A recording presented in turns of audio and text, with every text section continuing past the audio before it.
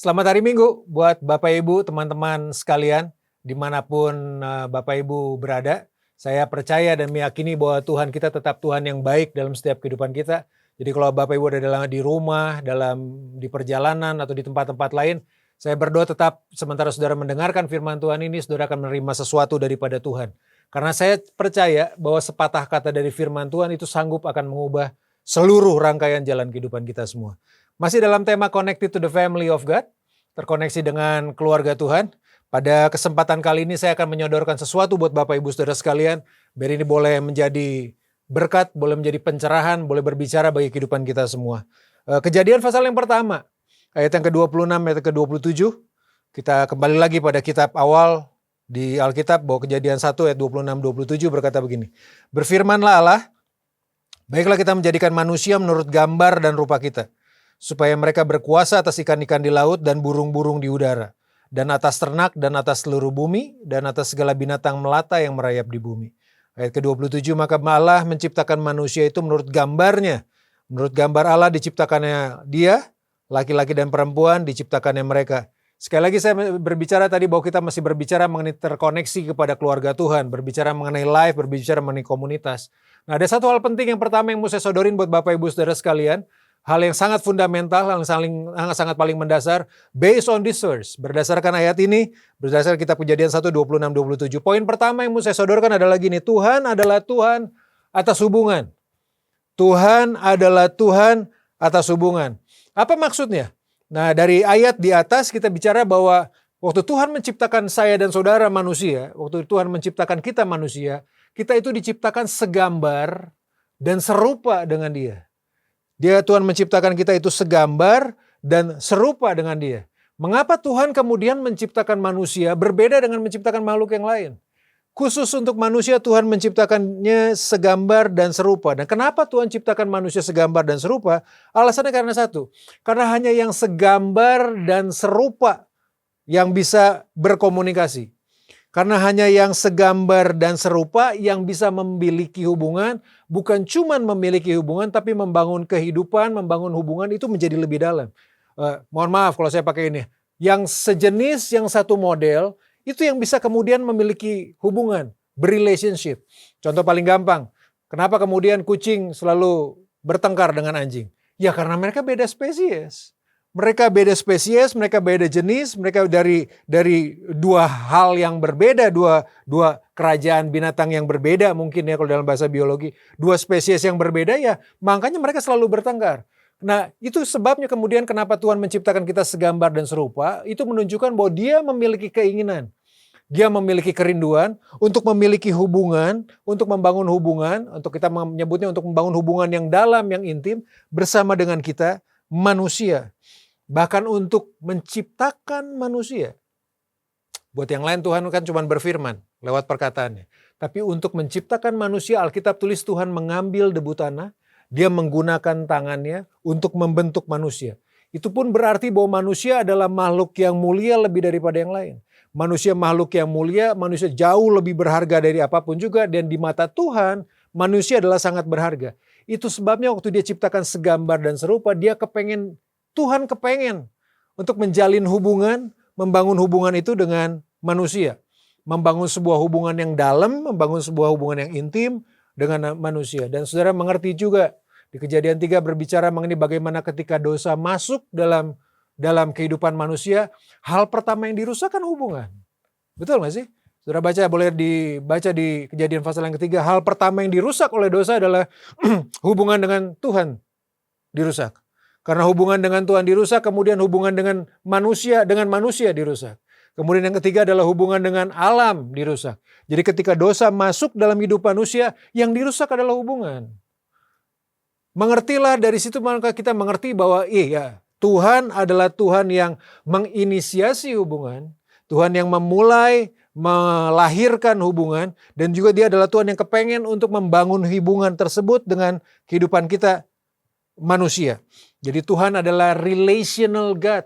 Tuhan yang sangat suka akan hubungan. Bahkan kalau saudara baca Alkitab adalah sebuah kitab, sebuah buku yang berbicara mengenai hubungan. Hubungan dengan Tuhan, hubungan dengan manusia, kemudian hubungan dengan alam, dengan bumi yang ada di sekitar. Kerinduan Tuhan untuk memiliki hubungan yang dalam dengan kita manusia, itu jauh melebihi kerinduan kita untuk memiliki hubungan yang dalam dengan Tuhan. Sekali lagi, kerinduan Tuhan untuk membangun hubungan yang dalam dengan kita manusia, itu jauh lebih tinggi, jauh lebih besar, jauh lebih hebat daripada kerinduan kita untuk berhubungan dengan Tuhan. Jadi kalau saya pakai angka kerinduan kita untuk memiliki hubungan dengan Tuhan itu di angka 100, kerinduan Tuhan untuk memiliki hubungan dengan kita itu nggak terbatas. Jadi memang Tuhan, kenapa? Karena memang itu adalah prinsip yang Tuhan taruh dalam kehidupan saya dan saudara. Tuhan adalah Tuhan atas hubungan, Dia memulai sebuah hubungan, Dia menginisiasi sebuah hubungan dengan manusia, kemudian Dia kepengen itu membangun hubungan tersebut dengan manusia. Relationship, itu kata kuncinya. Kita sering kata dalam komunitas gereja, dalam komunitas Kristen, kita sering kali pakai kata bersekutu kan. Arti bersekutu itu kalau ditarik di terjemahan, lihat di Google ya, bersekutu itu punya pengertian berrekanan atau berkawanan. Ini kata bersekutu kan sering banget dipakai dalam komunitas-komunitas gereja, komunitas Kristen. Bersekutu punya pengertian berrekanan, berkawanan, baik dengan Tuhan, kemudian dengan sesama. Poin yang pertama, Tuhan adalah Tuhan atas hubungan. Kejadian 2 ayat ke-18. Kita masih mulai dengan kejadian pasal kedua ayat 18. Tuhan Allah berfirman, tidak baik kalau manusia itu seorang diri saja. Aku akan menjadikan penolong baginya yang sepadan dengan dia. Yang kedua, poin yang kedua, setelah poin pertama bahwa Tuhan adalah Tuhan atas hubungan, yang kedua adalah gini, manusia tidak diciptakan untuk sendirian. Manusia tidak diciptakan untuk sendirian. Dari mana? Dari ayatnya tadi. Kalau saudara baca itu Alkitab memulai ayat tersebut berkata gini, Tuhan berfirman, tidak baik kalau manusia itu seorang diri saja. Kata seorang diri saja dari bahasa Ibraninya ditulis dengan BAD, yang berarti sendiri atau terpisah dari. Sama seperti ranting terpisah dari batang pohonnya. Jadi Tuhan bilang gini, tidak baik kalau manusia itu seorang diri, tidak baik kalau manusia itu sendirian, tidak baik kalau manusia itu terpisah dari manusia yang lain. Nah, saya ambil contoh yang paling gampang. Kalau berbicara mengenai tidak baik sekali gini. Kalau saya adalah pembuat handphone, contohnya saya adalah pencipta dari handphone ini, mereknya handphone A gitu ya. Kalau gitu saya bilang buat saudara, saya kasih tahu gini, tidak baik kalau handphone ini dicemplungin atau jatuh ke dalam air. Kalau saya sebagai pencipta bilang tidak baik handphone ini untuk jatuh ke dalam air. Jadi kalau saya jatuhkan handphone ini ke dalam air, yang terjadi adalah handphone ini akan jadi rusak. Kenapa? Karena sebagai pencipta saya udah kasih tahu, handphone ini tidak didesain untuk dicemplungin di air. Jadi waktu kita jatuhkan handphone ini ke air yang mengakibatkan handphone ini rusak. Nah, sama analogi tersebut dengan apa yang Tuhan ngomong. Jadi kalau Tuhan ngomong begini, tidak baik kalau manusia itu seorang diri saja.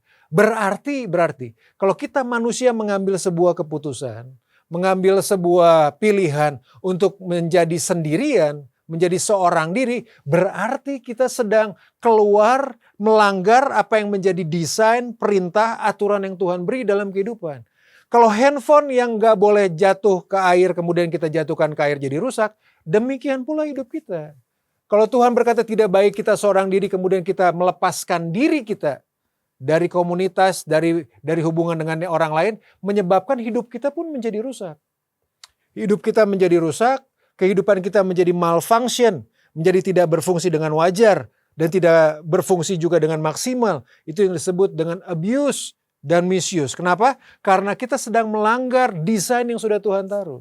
Desainnya Tuhan dalam hidup saya dan saudara adalah kita gak baik untuk seorang diri. Tuhan Yesus kemudian menggambarkan kita, betul? Di Yohanes pasal yang ke-10 dan di beberapa ayat bahwa Tuhan adalah gembala, kita adalah domba. Jadi Tuhan Yesus juga kemudian menggambarkan kita sebagai domba. Nah, salah satu kekuatannya domba kalau saudara lihat, adalah kekuatan domba adalah ketika mereka hidup secara berkerumun, bergerombol, berkawanan. Karena ketika mereka ada di dalam kawanan, domba itu berada di dalam kawanan, mereka akan menemukan keamanan. Nah, yang terjadi kalau ada seorang predator memangsa domba, yang mereka lakukan adalah mereka akan buat seekor domba tersebut terpisah dari kawanan. Ketika domba itu terpisah dari kawanan, adalah sangat mudah untuk mereka ditaklukkan, untuk mereka dimangsa oleh hewan predator lainnya. Sama dengan kehidupan. Waktu Tuhan Yesus menggambarkan kita sebagai domba, Tuhan Yesus kepengen kita berada dalam kerumunan, Berada dalam apa tuh ya? Dalam pertemanan, dalam kita menyebutnya ini, dalam sebuah komunitas.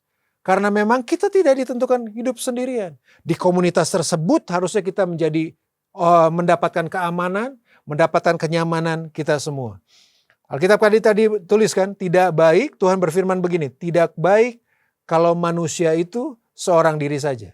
Dan yang hebatnya adalah gini, Tuhan gak sekedar meninggalkan kita begitu doang. Memberitahu bahwa kita gak bisa seorang diri, dia kasih jawabannya, dia kasih solusinya. Tidak baik kalau manusia itu seorang diri saja, Tuhan kasih solusinya. Aku akan menjadikan penolong baginya yang sepadan dengan dia. Jadi Tuhan gak meninggalkan, gak sekedar kasih tahu bahwa kita gak bisa hidup sendirian, tapi dia kasih solusi. Dia akan memberikan penolong yang sepadan buat kita. Betul, ayat ini diperuntukkan pertama-tama berbicara mengenai hubungan suami dengan istri. Bahwa istri itu hadir sebagai penolong yang sepadan.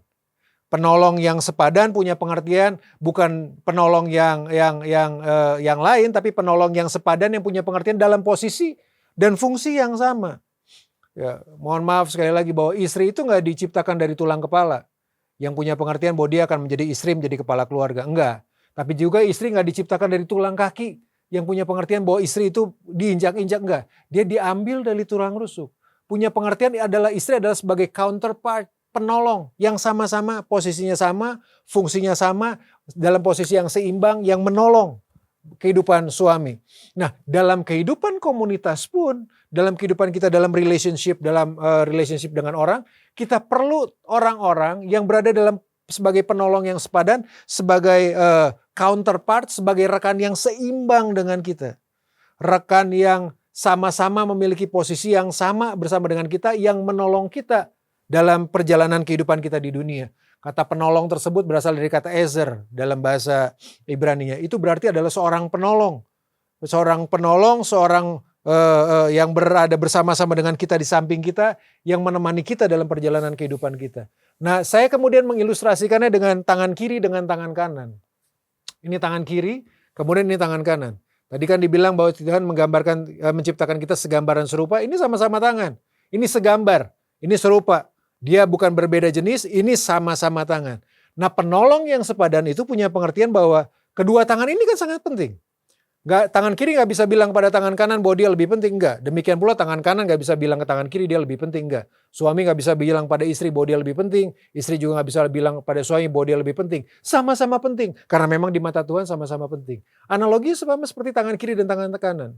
Keduanya sama-sama tangan, keduanya sama-sama penting. Penolong yang sepadan itu bukan pengertiannya dalam tangan kiri dan tangan kanan, kemudian kita saling menunjukkan kekuatan masing-masing. Kalau tangan kiri menunjukkan kekuatannya, tangan kanan menunjukkan kekuatannya, yang terjadi adalah kayak begini Bapak Ibu.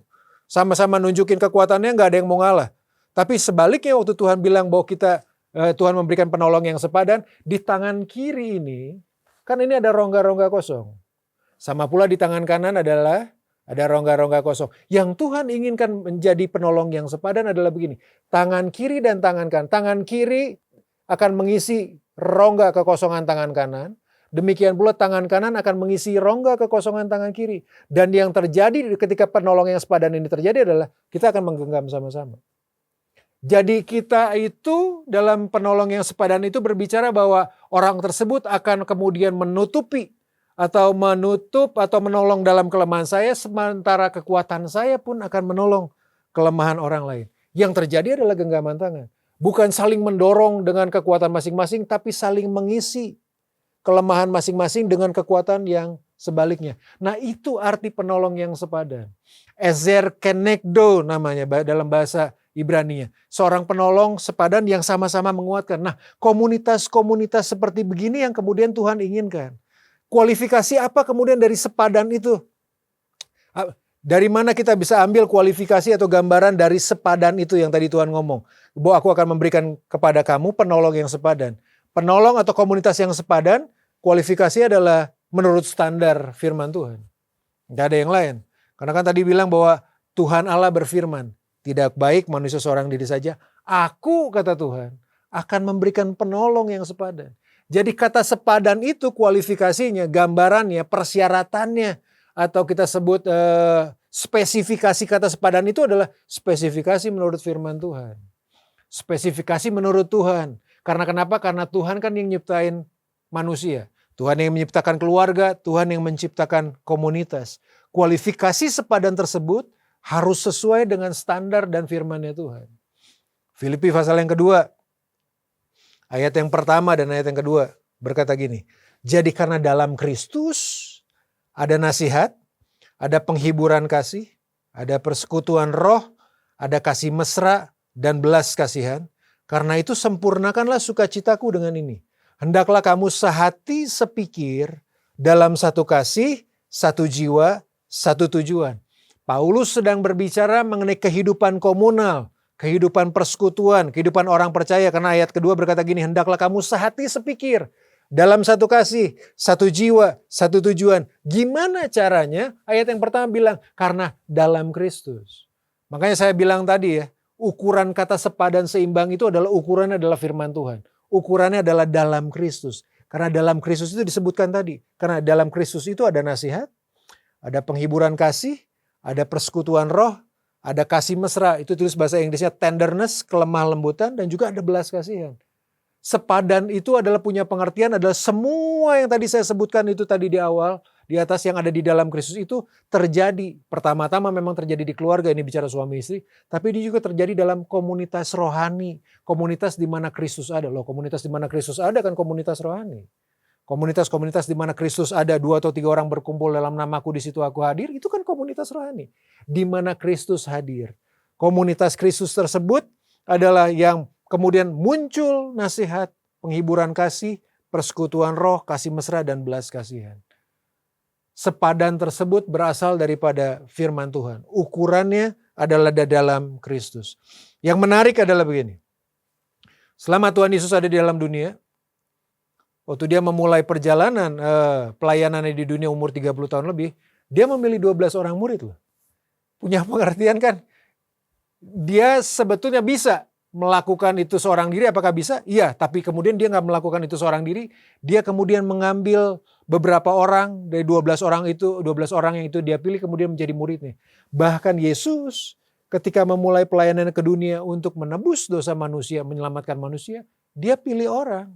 Dia pilih komunitas di mana komunitas tersebut dia akan muridkan untuk kemudian mengubah dunia.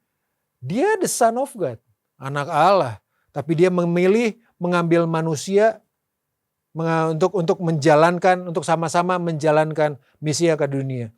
Di perjalanan awal pelayanan Tuhan Yesus, Tuhan pilih manusia, komunitas pertemanan manusia tersebut untuk memulai perjalanannya. Kemudian di yang terakhir pula, ketika saudara lihat nanti di Taman Getsemani, sebelum Yesus disalibkan, Alkitab tulis setelah Yesus makan malam, perjamuan makan malam, kemudian Yesus berangkat ke Taman Getsemani.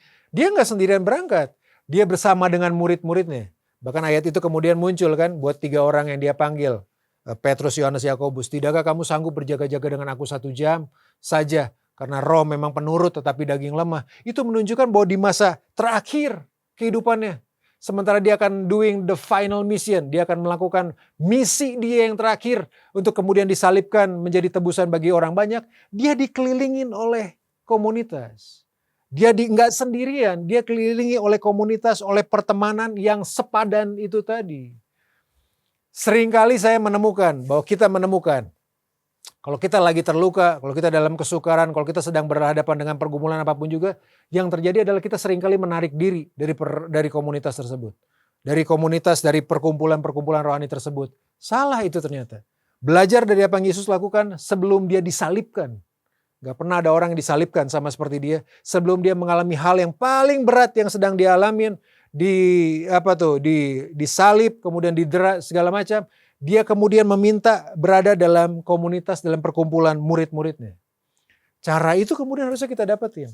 Jadi kalau saudara dan saya sedang berada dalam pergumulan, dalam kesukaran, jangan lepasin diri keluar dari komunitas. Sebaliknya beradalah dalam komunitas yang sepadan tersebut. Buka diri untuk terima, untuk masukan-masukan pertolongan dari orang-orang yang ada dalam komunitas tersebut. Bukankah Amsal 27 ayat 17 berkata begini, sebagaimana besi menajamkan besi, orang menajamkan sesamanya. Dalam komunitas yang disebut komunitas rohani tersebut, komunitas di mana Kristus ada tersebut, besi akan menajamkan besi. Satu besi nggak bisa menajamkan dirinya. sendirian besi yang cuma satu biji dia nggak bisa menajamkan dirinya. Tapi ketika dia bertemu dengan besi-besi yang lain, mereka akan saling menajamkan.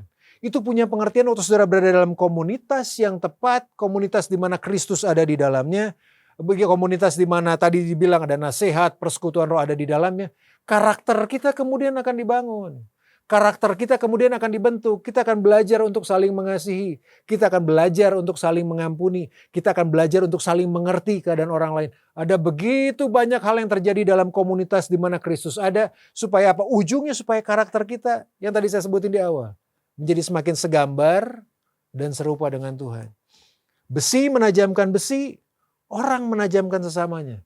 Dalam komunitas yang tadi disebutkan oleh Rasul Paulus tersebut, di dalam Kristus tersebut, udah disiapin semuanya. Penghiburan kasih, nasihat, persekutuan roh, kasih mesra, dan belas kasihan, ada semuanya di dalam Kristus. Kalau begitu, kalau Tuhan adalah Tuhan atas hubungan, kalau manusia adalah manusia yang gak bisa berjalan hidup sendirian di dalam dunia, bagaimana tadi saya udah bilang, Yesus pula melakukan hal yang sama. Tuhan Yesus juga berada dalam komunitas, dalam pertemanan, dalam persahabatan dengan murid-muridnya. Kita perlu mencari komunitas rohani seperti kayak gini. Hal praktisnya, kita perlu cari komunitas-komunitas rohani yang seperti gini, yang ada di dalam Kristus seperti kayak gini. Bukan cuman kita sekedar cari komunitas tersebut, kalau sekarang saudara berada dalam komunitas, jadilah komunitas seperti ini. Jadilah komunitas di mana Kristus ada seperti ini. Saya suka satu pendeta E.R. Bernard berkata gini, you don't grow in isolation, you grow in community. Kita itu nggak bertumbuh dalam isolasi, dalam ketersendirian. Justru kita bertumbuh dalam komunitas. Kita bertumbuh dalam persahabatan, dalam pertemanan. Tapi standarnya kan udah jelas. Standarnya adalah dalam Kristus. Itu disebut dengan komunitas rohani. Ayat yang terakhir buat Bapak Ibu Saudara sekalian, Pengkhotbah pasal yang keempat. Ditulis oleh raja paling bijaksana yang pernah ada di dunia yang namanya Salomo. Pengkhotbah pasal yang keempat, ayat yang ke-9 dan ayat yang kedua sampai ke-12. Berdua lebih baik daripada seorang diri. Karena mereka menerima upah yang baik dalam jeripaya mereka. Karena kalau mereka jatuh, yang seorang mengangkat temannya. Tapi wahai orang yang jatuh, yang tidak mempunyai orang lain untuk mengangkatnya. Juga kalau orang tidur berdua, mereka menjadi panas. Tapi bagaimana seorang saja dapat menjadi panas? Dan bila mana seorang dapat dialahkan, dua orang akan dapat bertahan. Tali 3 lembar tak mudah diputuskan. Dari situ kan kemudian kita mengerti ya, bahwa berdua lebih baik daripada sendirian. Kalau yang satu jatuh kalau sendirian, siapa yang mau tolongin? Itu sebabnya Tuhan berkata gini, tidak baik manusia itu hidup sendiri seorang diri, aku berikan penolong yang sepadan. Cari komunitas yang sepadan, komunitas yang ada di dalam Kristus, dan jadilah komunitas seperti kayak gitu. Jangan melepaskan diri saudara dari persahabatan, dari persekutuan dengan saudara-saudara seiman. Karena waktu kita melepaskan diri kita dari persekutuan orang-orang yang seiman, persekutuan rohani kita adalah sangat gampang kita untuk dikalahkan oleh kehidupan. Sangat gampang kita untuk dikalahkan oleh tipu daya iblis. Betul, komunitas tersebut bukan komunitas orang yang sempurna. Tapi di komunitas tersebut adalah kita belajar untuk setiap hari, belajar untuk menjadi semakin serupa, segambar dengan Tuhan. Saya berdoa biar firman ini memberkati Bapak Ibu Saudara sekalian. Temukan komunitas yang tepat dalam hidup Bapak Ibu Saudara sekalian dan jadilah komunitas yang tepat di mana Kristus ada bagi banyak orang dan menjadi berkat bagi banyak orang. Kita berdoa sama-sama Bapak Ibu. Terima kasih buat kesempatan pada hari ini Tuhan. Firman-Mu selesai berbicara. Tapi hamba-Mu tahu bahwa firman-Mu akan tertanam dalam setiap hati. Menolong buat teman-teman Bapak Ibu mungkin yang sedang berada dalam persekutuan, dalam pertemanan yang salah. Izinkan kami pada hari ini untuk kembali balik lagi, menemukan kembali tujuan hidup kami dalam persekutuan, dalam pertemanan, dalam komunitas yang tepat di mana Kristus ada. Dalam life group di GSIA Bethlehem secara khususnya. Terima kasih Tuhan. Tuhan akan menolong kami semua supaya kami hidup sejalan, segambar, dan seturut dengan kehendaknya Tuhan. Supaya kami semakin hari setiap makin dibentuk segambar dan serupa dengan Tuhan. Berbicaralah buat kami sekalian. Tuhan akan menolong kehidupan kami semua pribadi lepas pribadi. Dalam nama Tuhan Yesus kami menyerahkan doa ini. Kami mengucap syukur. Amin. Tuhan Yesus memberkati.